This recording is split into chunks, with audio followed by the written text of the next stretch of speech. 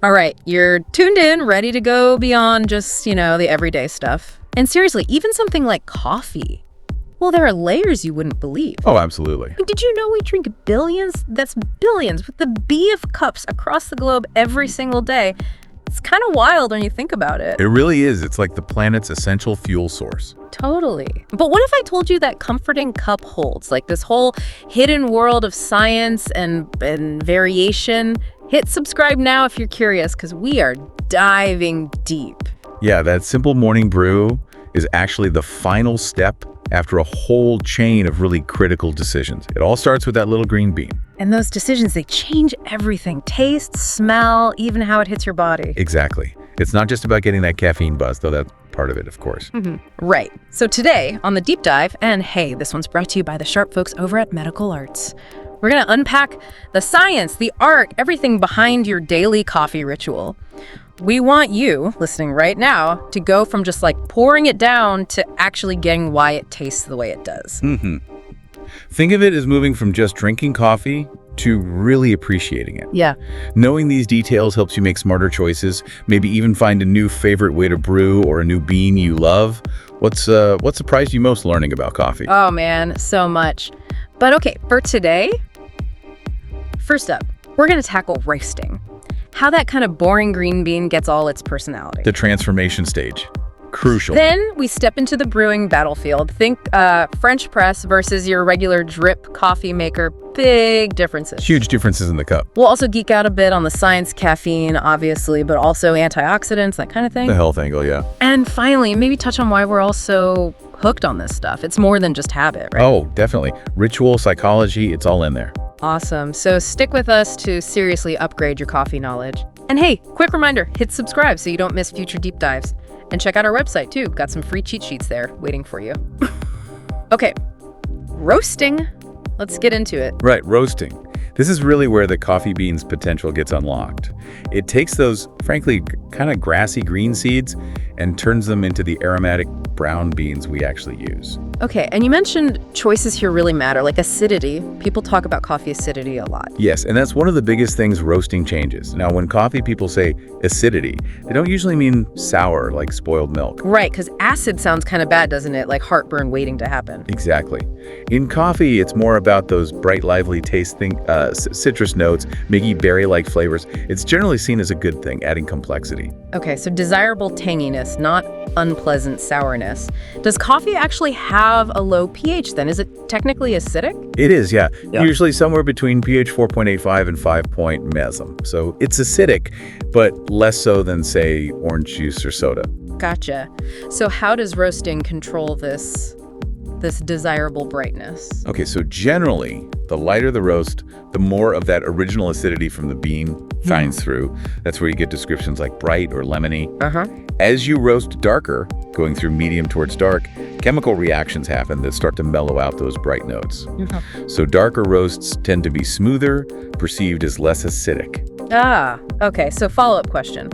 If someone's sensitive to acidic foods, maybe they get reflux or something, would a darker roast potentially be easier on them? That's exactly the logic. The longer, hotter roast breaks down more of those acidic compounds. So yeah, a dark roast might be a better choice for some people. Interesting. And what about caffeine? Does roasting burn off caffeine? I feel like I've heard that. That's a common misconception. Actually, if you measure by weight, the caffeine content doesn't really change much between light and dark roasts. The beans lose water and gain volume, so a scoop of dark roast might have slightly less caffeine just because the beans are bigger and lighter. But bean for bean or gram for gram, it's pretty stable. Huh. Okay, myth busted. Good to know. So gram for gram, same kick. All right, beans are roasted. Now, the really hands-on part, brewing. This is where we turn those beans into liquid goodness. And you said this stage is another minefield of choices. Absolutely. How you brew makes a massive difference to what ends up in your cup. Let's focus on a classic first, the French press. Ah, yeah, the French press, the glass beaker, the plunger. Yeah. It looks kind of fancy. Why does the coffee from it taste so distinct? Okay, so the French press uses what's called full immersion brewing. Basically, the coffee grounds hang out fully submerged in the hot water for, a few minutes. Right, steeped, basically. Exactly. And the crucial part is the filter. It's a metal mesh, not paper. Okay, metal, not paper. What difference does that make? Well, that metal mesh lets through the coffee's natural oils and also some very fine coffee particle sediment, basically. Paper filters trap most of that stuff. Ah, I see. So oils and tiny bits get into the cup. What does that do to the taste and feel? It results in a brew that's usually described as rich, robust, really full-bodied. The mouthfeel words you hear are things like heavy, creamy, velvety, even oily. Oily, yeah, I think I've seen that sheen on top sometimes. Exactly. It's a much thicker texture compared to, say, drip coffee. The flip side is sometimes that heaviness and those oils can kind of muddy the flavors a bit. You might lose some of the subtler notes, less clarity, perhaps. So French press, big body, rich feel, maybe less super distinct flavors. What kind of beans work best for that? Often, yeah, it's great for medium or dark roasts.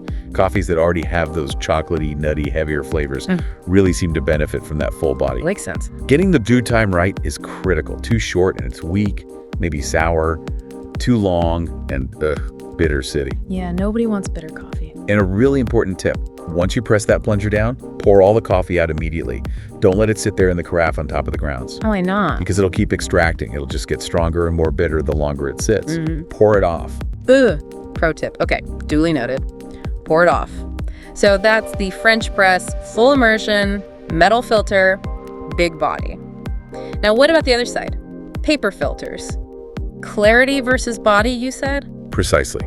Using a paper filter, like in your standard drip machine, or a pour-over comb, fundamentally changes the game. That paper traps almost all the oils and those fine particles we talked about. So the exact opposite of the French press outcome. Pretty much. You get a much cleaner cup. It's often described as brighter, with more clarity of flavor. Those subtle floral or fruity notes have a better chance of shining through because they aren't being masked by the oils and sediment. Okay, so it's a trade-off then. Body and richness versus clarity and distinct flavors. Depends what you're going for. Totally a matter of personal preference. Neither is inherently better, just different styles. Right. Now what about speed? Hot coffee brewing is pretty quick, a few minutes usually. How does that compare to something like cold brew? That seems to be everywhere now. Yeah, hot brewing uses heat to extract flavor quickly. Cold brew does the opposite. It swaps heat for time. A lot of time. How long are we talking? Typically 12 to 24 hours, just steeping coarse grounds in cold water. Wow. That's patience. What's the payoff? The result is exceptionally smooth and very low in perceived acidity. Because you're not using heat, you extract different compounds or the same compounds in different ratios. It's much mellower. Okay, so super smooth, low acid, but takes forever. Another trade-off. Yeah. All right, we've roasted, we've brewed. Now let's talk about what happens after we drink it. Inside our bodies. It's time for coffee and your well-being beyond just the buzz. And this is where medical arts and lots of science come in. That's right. We know caffeine wakes us up, but researchers have spent decades looking at coffee's connection to broader health outcomes. And it's pretty interesting stuff. I keep hearing about antioxidants in coffee. Is that a real thing? Oh, very much so. Coffee is loaded with antioxidants, which are compounds that help protect our cells from damage. But the research goes way beyond that. Large studies have looked at links between coffee drinking and, all sorts of health conditions. Okay, but key point here, right? These are mostly associations, not proven cause and effect. Absolutely crucial distinction. Correlation doesn't equal causation. But when you see consistent patterns across many large studies, it definitely makes you pay attention. Ready for some potentially surprising health stats? Might be a good time to hit subscribe if you haven't already. Lay it on us. What are the big findings? Okay, one of the most robust findings is about overall mortality dying from any cause.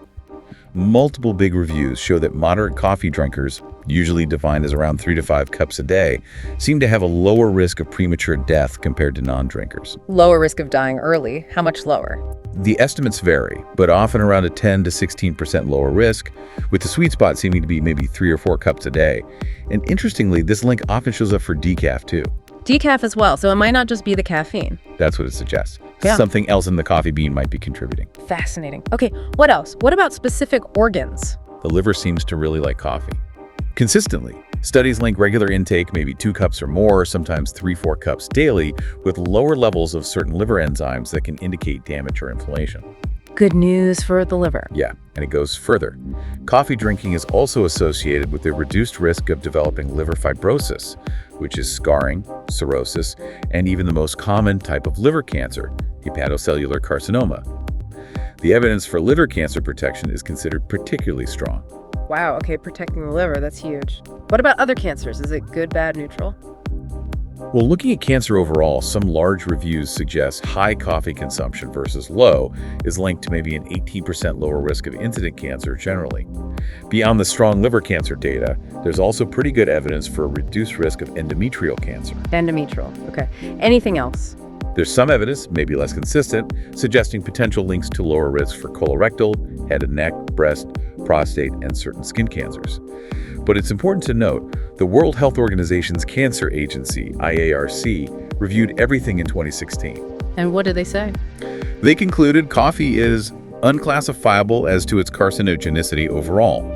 They found no link to causing breast, pancreas, or prostate cancers, and they actually confirmed the reduced risk for liver and endometrial cancers. Okay, so not causing cancer and maybe protecting against some types. What about that acrylamide stuff you sometimes hear about from roasting? Yeah, acrylamide can form during roasting, but studies looking at dietary intake in humans haven't really established a link to cancer risk. So that concern seems largely unfounded based on current human evidence. That's reassuring. So overall, sounding pretty positive on the health front. Mostly, yes. But the WHO did issue a warning about drinking any beverage very hot, over 149 Fahrenheit or 65 Celsius. That heat itself is considered a probable carcinogen. So let it cool down a bit. Don't scald yourself. It's the heat, not the coffee. Exactly. Now, while we're talking potential downsides or things to be aware of, we need to mention diterpenes, specifically caffeine and coil. Diterpenes. Okay, sounds technical. What are those? They're natural oily compounds present in the coffee bean. And their main claim to fame, health-wise, is their potential to raise cholesterol levels. Raise cholesterol. Which kind? They can increase both total cholesterol and LDL cholesterol, the bad kind. Caffeine seems to be the main player here, possibly responsible for most of that effect. Okay, not great. So, coffee can raise bad cholesterol because of these diterpenes. Does brewing method matter here? Please say yes. Yes. Huge difference. Remember the French press and its metal filter? Yeah, lets the oils through. Exactly. So it lets the diterpenes through into your cup. Same goes for Turkish coffee, boiled coffee, methods without effective filters. Espresso has some, but less than unfiltered methods. So unfiltered coffee have been more diterpenes, potential cholesterol spike. Correct. Now the good news, paper filters. The paper filter saves the day. It does a very good job of trapping caffeine and kawal, so drip coffee, pour over coffee. These filtered methods result in coffee with much, much lower levels of these diterpenes. Okay, that's a massive takeaway. If you're watching your cholesterol, filtered coffee is definitely the way to go. From a cholesterol standpoint, absolutely. Huge difference. Worth remembering that one. And hey, speaking of health, make sure you subscribe for more deep dives like this. Definitely.